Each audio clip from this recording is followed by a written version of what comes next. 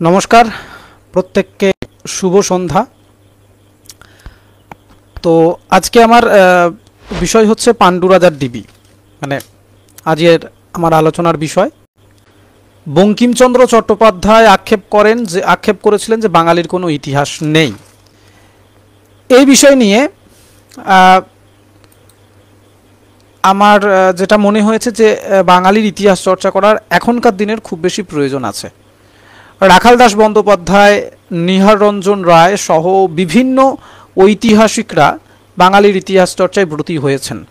তো আজকে আমাদের সেখানকারই একটা বিষয় হচ্ছে পাণ্ডু রাজার ডিবি।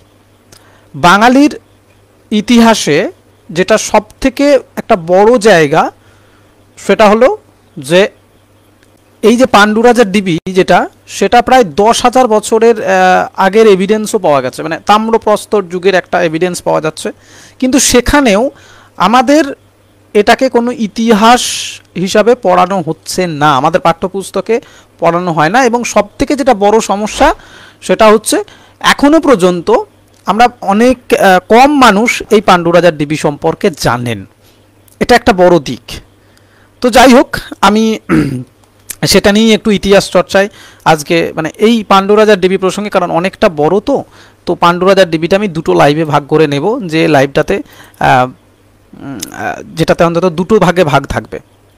বাংলার মাটিতে বাঙালির প্রথম কবে ঘরবাড়ি বানিয়ে থিতু হয়েছিল এই নিয়ে পণ্ডিত মহলে তর্ক বিতর্কের শেষ নেই।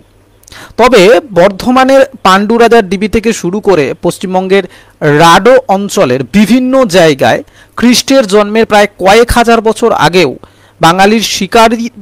বাঙালির যে শিকারি থেকে কৃষিজীবী হওয়ার নজির আমরা ভূগর্ভ থেকে পেয়েছি বা উদ্ধার করা হয়েছে। তো জানা যাচ্ছে যে নগর সভ্যতা তৈরি হয়েছিল উত্তরের বানগড় থেকে বর্ধমানের মঙ্গলকোট হয়ে উত্তর 24 পরগনার চন্দ্রকেতু গড় পর্যন্ত।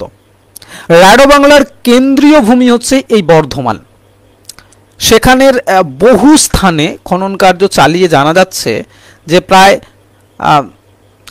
1010 বছর আগে থেকেই ধারাবাহিকভাবে মানব গোষ্ঠীর বাস এই অজয় দামোদরের বিধৌত অঞ্চলে, মানে অজয় দামোদরের যে অঞ্চলটা আছে সেখানে প্রায় 1010 বছর আগে থেকেই মানব গোষ্ঠী একটা বসবাসের নিদর্শন, মানে উন্নত বসবাসের নিদর্শন আমরা পাচ্ছি। এই অঞ্চল অর্থাৎ এই মানে পাণ্ডু রাজার ডিবি যেখানটার কথা আজকে বলা হচ্ছে, এই পাণ্ডু রাজার ডিবিটা পাওয়া যাচ্ছে কোথায় না, বর্ধমানের আউশ গ্রামে এই পাণ্ডু রাজার ডিবিটা পাওয়া গেছে। তো প্রত্নতাত্ত্বিক যে স্থল এই পাণ্ডু রাজার ডিবি, তার একটা অপর নাম হচ্ছে রাজাপোতার ডাঙ্গা। স্থানীয় মানুষদের বিশ্বাস যে এখানে নাকি রাজাদের সমাধিস্থ করা হতো। এই যে পাণ্ডু রাজার ডিবির যে বিশ্লেষণটা, এই বিশ্লেষণে যাওয়ার আগে দুটো জনশ্রুতি আছে পাণ্ডু রাজার ডিবি প্রসঙ্গে। হ্যাঁ, তো এই দুটো জনশ্রুতি আগে জেনে নেওয়া ভালো, কারণ আমরা জানি যে ইতিহাসের যদি বোন ধরা হয় কাউকে, মানে ইতিহাসের বোন বা সিস্টার ধরা হয়, তাহলে সেটা জনশ্রুতি থেকেই আমাদের ইতিহাস তৈরি, মানে ইতিহাস হয়। জনশ্রুতি থেকে বা কিংবদন্তি থেকে ইতিহাসের যে ভাবধারাগুলো সেগুলো বেরিয়ে আসে। তো যাই হোক, আমি আগে সেই প্রসঙ্গে যাই। তাহলে একটাতে বলা হচ্ছে, মানে দুটো পাণ্ডু রাজার ডিবি নিয়ে দুটো জনশ্রুতি পাওয়া যাচ্ছে। একটা জনশ্রুতি হচ্ছে শাক্যবংশীয় রাজা পাণ্ডু পারিবারিক কলহে ক্লান্ত ও ক্ষুব্ধ হয়ে কপিলাবস্তু ত্যাগ করে রাডো বাংলার মধ্যস্থান হুগলির পান্ডুয়ায় এসে রাজধানী স্থাপন করেন। পান্ডুয়া থেকে অজয়ের তীরবর্তী যে পাণ্ডুক পর্যন্ত ছিল তার এই রাজ্যসীমা, অর্থাৎ অজয়ের তীরবর্তী অজয়ের তীরবর্তী পাণ্ডুক পর্যন্ত এই পাণ্ডুর সীমা, মানে শাক্যবংশীয় যে পাণ্ডু রাজা তার এটা একটা রাজ্যসীমা ছিল। এবার এই পাণ্ডুর যে বাড়ি, মানে পাণ্ডুর যে রাজবাড়ি, তার এই ধ্বংসস্তূপটা নাকি হলো এই পাণ্ডু রাজার ডিবি।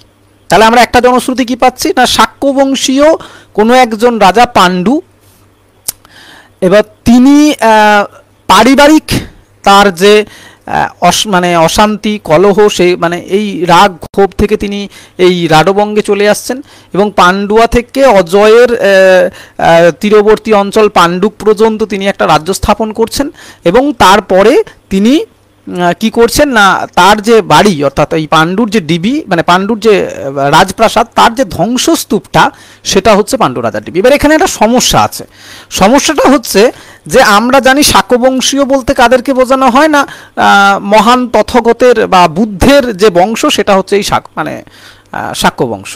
এবার এই শাক্য বংশটা কোন বংশ না, ইক্ষ্বাকীয় বংশীয় মানে ইক্ষ্বাকু বংশীয় যে রাজা তার একটা শাখা হচ্ছে এই শাক্য বংশ। এখন এখানে একটা প্রশ্ন এসে হাজির হবে যে মানে এই যে শাক্য বংশটা খ্রিস্ট জন্মের প্রায় 2000 বছর আগে থেকে ছিল কিনা তার কিন্তু কোনো নিশ্চিত প্রমাণ আমরা এখনো পর্যন্ত পাইনি। তাহলে এখানে একটা বিতর্ক রয়ে গেছে যে পাণ্ডু রাজার ডিবি বলতে এই পাণ্ডু কিনা। হ্যাঁ, এবার আর একটা বিষয় এখানে আমরা পাই, সেটা হচ্ছে যে দ্বিতীয় জিনিস, এই দ্বিতীয় জিনিসটা আবার একটু ভিন্ন। সেই জিনিসটা কি না, দ্বিতীয় জিনিসটা হলো যে এই যে আরেকজন যে পাণ্ডু তিনি কিন্তু কোনো বহিরাগত রাজা নন। হ্যাঁ, মানে এই যে পাণ্ডু তিনি কোনো বহিরাগত রাজা নন, এখানকার স্থানীয় কোনো একজন মানুষ এবং তিনি রাজা ছিলেন এবং তার এখানের যে তিনি তার যে এইটা যে রাজবাড়িটা স্তূপটা বা তার যে এইখানটার যে রাজ্যটা বা রাজবাড়িটা সেটার ধ্বংসস্তূপটা হচ্ছে এই পাণ্ডু রাজার ডিবি। এবার আমরা যে এই দুটো জনশ্রুতি নিলাম, এখানে একটা সবথেকে বিষয় হচ্ছে এখানে একটা মানে আমি যে একটা সম্ভাব্য ইতিহাসে তো আসবো, আলোচনা করব পরের লাইভটাতে যে পাণ্ডু রাজার ডিবির যে সম্ভাব্য ইতিহাস এটা কোনটা হতে পারে আমি সেটা নিয়ে বলবো। এর সঙ্গে একটা মহাভারতের সম্পর্ক রিলেট করা যাচ্ছে, সেটা নিয়ে আমি আসবো পরে। কিন্তু তার আগে বিষয়টা হচ্ছে এই পাণ্ডু রাজার ডিবি এত কেন গুরুত্বপূর্ণ বাংলার ইতিহাসে। তার আগে আমি এই যে বাংলার ইতিহাসে কেন, আমি আগেই বললাম তাম্রপ্রস্তর যুগের একটা খনন কার্য পাওয়া যাচ্ছে এখান থেকে, এছাড়া একটা উন্নত সভ্যতা পাওয়া যাচ্ছে। এবার বিষয়টা হচ্ছে যে এই যে উন্নত সভ্যতা পাওয়া যাচ্ছে সঙ্গে রেশমি বস্ত্রের অর্থাৎ বস্ত্রশিল্পের মানে বস্ত্রশিল্পের একটা সম্ভাবনা এখানে উঠে আসছে, মানে কিছু কাপড় আর কি এখানে উদ্ধার করা হয়েছে। এছাড়াও কিছু বিষ্ণু মূর্তি উদ্ধার করা হয়েছে। এছাড়াও এখানে ধান চাষের নমুনা পাওয়া যাচ্ছে। ঠিক আছে, মানে একটা গোটা মাতৃতান্ত্রিক একটা সভ্যতা, মানে পাণ্ডু রাজার ডিবি অবশ্যই একটা মাতৃতান্ত্রিক সভ্যতা, বিশেষ করে বাংলা মানে গোটাটাই একটা কারণ গঙ্গারেডি চন্দ্রকেতুর গড় আমরা প্রত্যেকটা দেখেছি মাতৃতান্ত্রিক সভ্যতা। এখন আমি এই খননের জায়গায় যাওয়ার মানে মাতৃতান্ত্রিক সভ্যতা বা তার সেখান থেকে কি কি পাওয়া গেছে এই বিষয়টা যাওয়ার আগে আমি একটা বিষয়ের উপর আজকে একটু আলোচনা করব জায়গাতে, যে সেটা হচ্ছে এই খননটার উপরে, কীরকম করে এই খননটা চালানো হয়েছিল সেটার উপরে আমরা আজকে আলোচনাটা একটুখানি করব। তারপরে পরের লাইভটাতে একটা সম্ভাব্য ইতিহাস এবং খনন কার্যগুলোর উপরে যাব। সেটা হচ্ছে যে 1954 থেকে 57 সালের মধ্যে প্রত্নতাত্ত্বিক ব্রজবাসী লাল মানে বিবি লাল তার দ্বারা এখানে এই খনন কার্য হয়, মানে স্থানীয় মানুষদের এটা দাবি ছিল, মানে শোনা যায় যে তার দ্বারা এখানে এই খনন কার্যটা শুরু হয়। এবং 1961 সালে পুরাতত্ত্ব বিভাগের অধ্যক্ষ দেবকুমার চক্রবর্তী এবং ডক্টর শ্যামচাঁদ মুখোপাধ্যায় রাজপোতার ডাঙ্গার পরিবেশন মানে এই পাণ্ডু রাজার ডিবির পরিভ্রমণে আসেন, দেখতে আসেন। 1962 থেকে 65 সাল এই সালের মধ্যে পুরাতত্ত্ব বিভাগের ডাইরেক্টর পরেশচন্দ্র দাশগুপ্ত মহাশয় তার তত্ত্বাবধানে 4 বার এই পাণ্ডু রাজার ডিবিতে খনন কার্য চালানো হয়। 1985 সালে এসসি মুখার্জি মহাশয়ের নেতৃত্বে কয়েক দফা খনন চলার পর 6টি স্তরের সন্ধান মেলে এবং বাংলার যে প্রাগৈতিহাসিক যুগ তার একটা সংস্কৃতির পরিচয় পাওয়া যায়। এবার পাণ্ডু রাজার ডিবি আরও গুরুত্বপূর্ণ এই কারণে, কারণ এখান থেকে প্রাপ্ত নিদর্শন শুধুমাত্র যে রেশমি বস্ত্র মানে বস্ত্রশিল্পের একটা উন্নত বা ধান চাষ বা বিষ্ণু মূর্তি বা মাতৃতান্ত্রিক সভ্যতার নিদর্শন শুধু এইগুলো নয়, এখানে সব থেকে ভালো মানে প্রায় 3500 বছর আগের সুসভ্য বাঙালি সংস্কৃতির প্রমাণ পাওয়া যাচ্ছে। এবার এই যে 3500 বছর আগের আরও একটা এই পর্বে আর একটা বলি আমরা যে জায়গাটাতে যে আজকের লাইভটাতে, যে এখানে প্রায় প্রাক লৌহ সংস্কৃতি এবং লৌহ সংস্কৃতি এই দুটোরই নিদর্শন পাওয়া যাচ্ছে। এইবার এই যে বললাম যে 3500 বছর আগের একটা সুসভ্য বাঙালি জাতির যে নিদর্শন পাওয়া যাচ্ছে, তার ফলে কি হচ্ছে বিষয়টা, কারণ এইখানে একটা মজাদার বিষয় হচ্ছে যে আমাদের তথাকথিত যে হরপ্পা সভ্যতা এটার কিন্তু সমসাময়িক সভ্যতায় চলে আসছে এই বাঙালি সভ্যতাটাতে। হরপ্পা সভ্যতা নিয়ে মাতামাতি হলেও আমাদের এই পাণ্ডু রাজার ডিবির যে জায়গাটা সেটা নিয়ে কিন্তু কোনো মাতামাতি হয়নি। এই একটা বিষয় ভাববার। এইবার আমি এখানে একটা বিষয় বলে রাখি, একটা স্থানীয় জনশ্রুতিকে বলে রাখি, কারণ তাহলে পরের পর্বে আমাদের আলোচনা করতে আর একটু সুবিধা হবে। যে ডিবির পূর্ব কোণে দুটো বিষ্ণু মূর্তি পাওয়া গেছে, তবে একটা মূর্তির দুপাশের নিচের যদি দুটো মূর্তি আমরা দেখি, সেই নিচের দুটো মূর্তি কিন্তু লক্ষ্মী আর সরস্বতী বলে মনে হয়। একদল ঐতিহাসিক দাবি করছেন যে মূর্তিটা, এই যে মূর্তিটার ভাঙার পেছনে দায়ী হচ্ছে বৌদ্ধ প্রভাব। আর একদল ঐতিহাসিক দাবি করছেন যে বাংলার শাসক সুলাইমান খানের স্থাপতি কালাপাহাড়। মানে মূর্তি দুটোকে ভাঙা অবস্থায় পাওয়া যাচ্ছে। এই দুটো ভাঙা অবস্থার কারণটা দুটো দল গবেষক দুরকমভাবে, একজনা বলছেন বৌদ্ধ প্রভাবের ফলে ভেঙেছে, আর একজনা বলছে যে কালাপাহাড়ের ফলে ভেঙেছে।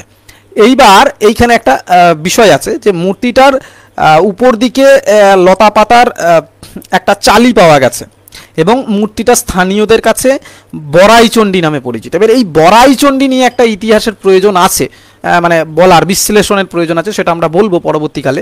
এই বড়াইচণ্ডী কিন্তু বেশ প্রাচীন একজন দেবী মূর্তি, ঠিক আছে।